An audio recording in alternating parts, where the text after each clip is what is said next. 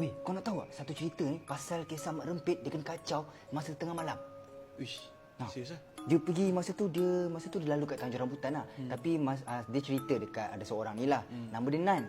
Okey. Nama dia Nan. Sekarang ni umur dah 60 tu lah. Tapi ni cerita ni kisah masa dia umur masa muda lah. 1960-an itu kan. Masa tu dia macam orang yang berani lah. Jenis yang memang bawa motor power gila lah. Dia memang legend lah. Dekat kawasan Perak tu legend lah kan. Okay, so dia memang legend. So masa tu dia bawa motor, memang bawa macam gila-gila. Lepas tu tiba dia pergi lepak dengan kawan-kawan dia lah. Dekat satu kedai makan ni. Lepak. Lepas tu kawan dia cakap kat dia, "Weh, kau nanti nak balik lalu jalan ni kan?" Lepas tu dia cakap, "Oh ya? Ya aku nak lalu jalan ni. Tapi kenapa? Apa kau asal kau tanya kan?" Ya, aku nak balik 2-3 pagi. Lepas tu kau tahu tak jalan tu bahaya sikit. So kau hati-hati lah. Lepas tu Nan ni macam, kau tahu kan aku ni legend kat sini. Takkanlah aku takut dengan benda-benda macam ni kan. Lama lah. Lepas tu orang kawan ni cakap, ya aku tahu kan. Tapi aku just cakap hati-hati kan. Takutlah apa-apa kan. Dengan hujan ringan masa tu. Masa tu tengah hujan lah. Sikit. So macam agak bahaya. So dia tengok pukul 2 pagi masa tu. 2 pagi dia rasa macam nak balik lah. Dia cakap, okey lah tak apa balik lah. Okey gang balik lu je. Balik. Dah balik. Dia pergi naik motor lah, lalu jalan tu.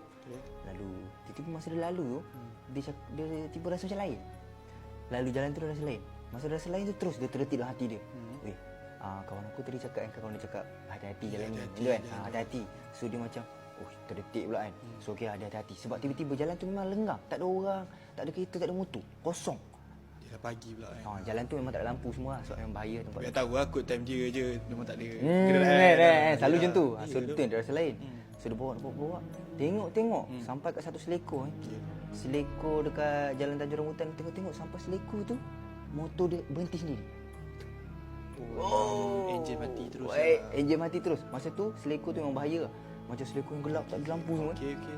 Terus mati. Macam mana ni pisang? Alamak kan. Tak apa. Dia tengok kawan dia cakap, hati-hati tak apa lah. Okey. Lepas tu nak start motor tak boleh. Tak boleh. Macam mana tak boleh kan? Ya tu. Dia pun try nak tolak motor. Tolak tak boleh. Allahuakbar. Tolak tali belakang tak boleh. Pisang. Nak kata handbrake. Mana motor handbrake ada ke? Mana ada handbrake kan?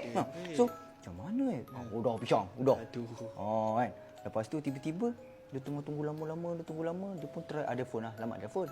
So dia call lah kawan dia. Kawan dia ni pun boleh kata kat ustaz lah kat situ. Kawan dia boleh kata kat ustaz lah. Ada phone guys. Selamat ada phone. Ada bateri. So dia call.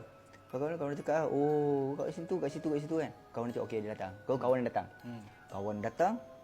So kawan dia pun baca something, baca ayat Islam lah kan. Baca ayat-ayat doa semua. Baca. Lepas tu dia tengok dah boleh tolak motor tu. Dah boleh. Tapi tak start lagi enjin lah.